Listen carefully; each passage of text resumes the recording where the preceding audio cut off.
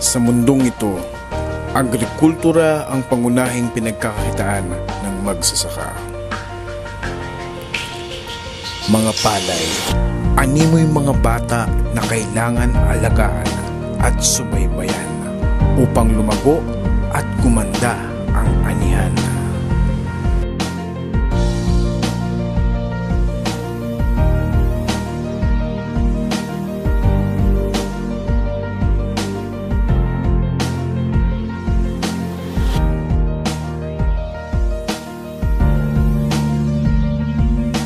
Marvelous day sa inyong lahat. Ako pala si Kim Gabuya. Nandito ako para paliwanag sa inyo ang produkto nating King Humus Plus. Yung produktong pinagkakaguluhan ngayon sa ating agrikultura. Pero bago yan, ano ba ang problema ng ating mga magsasaka? Unang-una rito, yung patuloy na pagtaas ng abono.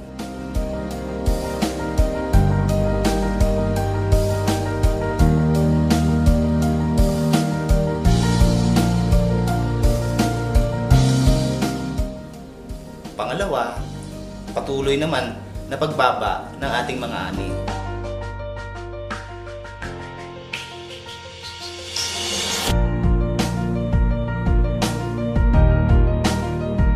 Pangatlo, ang patuloy na pagdami ng mga peste sa ating mga sakahan na sumisira sa ating mga pananim. Masisisi natin to sa patuloy na paggamit natin ng mga sintetikong abono o chemical fertilizer. Pero ano nga ba ang solusyon? Lingid sa kaalaman ng lahat, ang solusyon lang naman talaga ay ang mismong lupa. Kailangan natin itong buhayin sa tulong ng ating produktong King Humus Plus na may pinakamataas na humic acid content na siyang tumutulong para mabuhay muli at maging aktibo ang mga microorganism sa ilalim ng lupa. Ang mga microorganism kasi, sila yung nagpoproseso ng mga sustansya na kailangan ng mga pananim para mabuhay ito ng tama at maging malusog ito at mamunga ng sapat at sobra-sobra.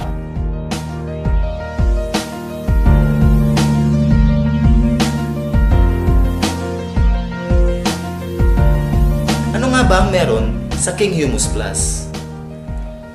Ito ay merong humic acid content na 87.5%, potassium 12.1%,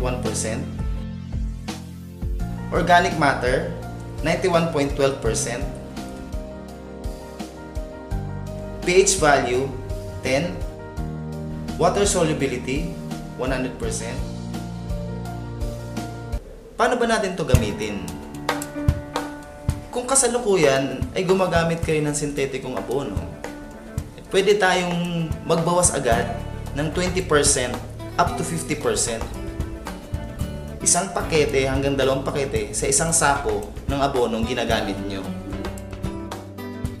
Ihalo ang 1 hanggang 2 pakete ng King Humus Plus sa nakasanayang fertilizer. Depende ito kung gaano kalaking hektarya ang paggagamitan. Ito ay isasabay lang natin tuwing magsasabog kayo ng abono sa inyong pananim. Wala po kayong babaguhing application sa inyong ginagawa. Pwede nyo rin po itong gamitin as a foliar spray sa inyong tanim.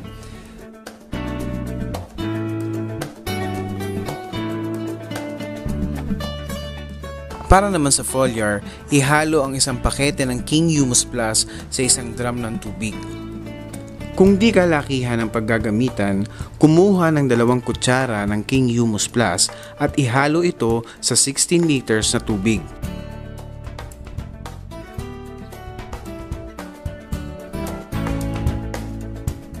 Haluin mabuti at saka ilagay sa sprayer.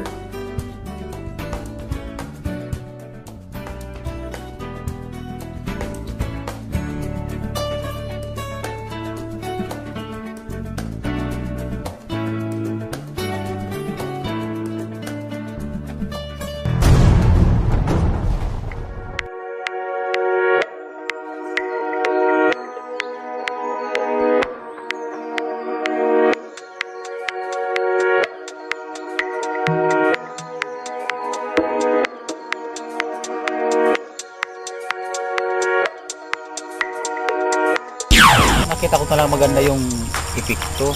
Iba yung ano ng palay ko, yung tubo ng palay ko ngayon kaysa nung una. Gagamit talaga ako ng humus dahil nakita ko yung magandang epekto sa palay. Improve yung ani ko.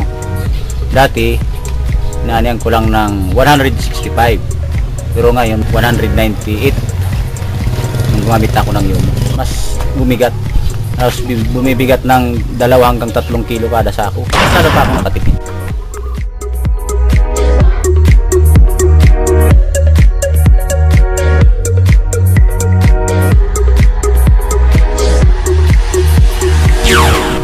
Ito po yung laking pagkakaiba since na nung ano pa naggagamit kami nung dati.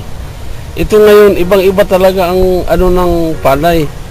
Yung kumbaga sa kwan, hindi masyado. Sa tulong po ng King Humus Plus na in-apply ko noon, ang dating may 100 lang, ngayon ay 209 po lahat-lahat na. Malinis na. Malinis na po yun. Minimum na kilo po ng palay ko noon ay 59 lang. Sa ngayon, umabot na po ng 65 kilos per sako. Subukan natin para maniwala kayo. Ginagaranti ko sa inyo. Sigurado maganda.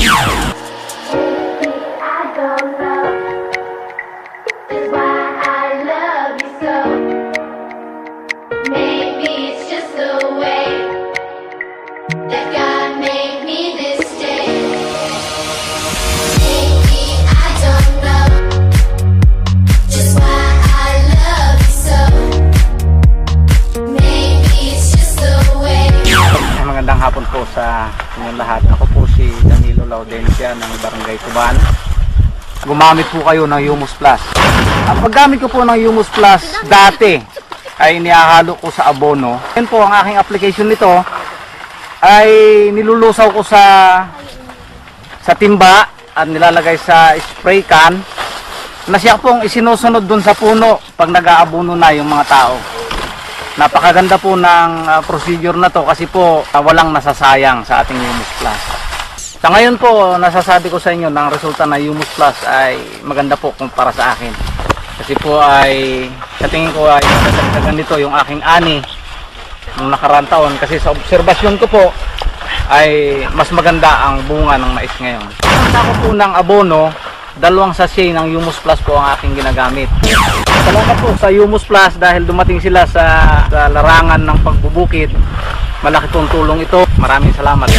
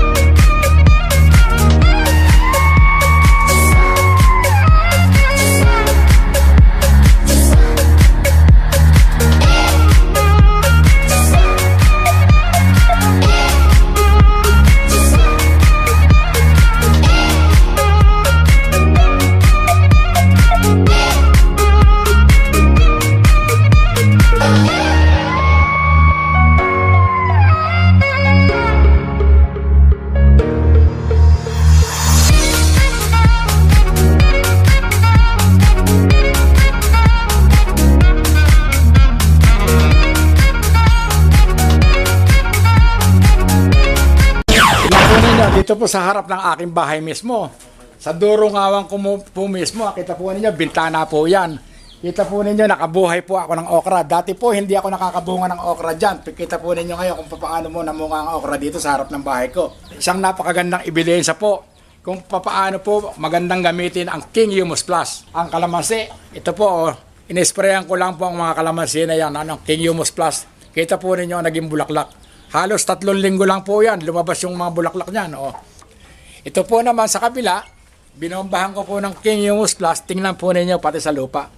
Unang-una po, makikita nyo sa lupa kasi po ito ay soil conditioner at the same time, pampaganda po ng mga puno at pampabunga. Sa harapan po ng bahay ko, nakapagtanim po ako ng ubas at makikita po ninyo kung ano man nagiging bunga. Ayan po, sa harap lang po ng bahay ko. Ayan po, tingnan po ninyo mga bulaklak. Isa po ito sa pinakamahusay, hindi lang po dito sa ating bansa, kundi sa buong mundo, sapagat ito po ay nakakatulong sa kalikasan at tinatawag po nating King Humus Plus. Bukod sa makakatulong po sa kalikasan, ang mga tao po, lalo na ang mga magsasaka, ay hindi magkakasakit ng kanser sa baga sapagkat ito po ay organic. Ang lahat po ng mga tao ay makakaiwas po sa mga sakit ng kanser. Yan po ang pinaka-the best na paggamit po natin ng King Humus Plus.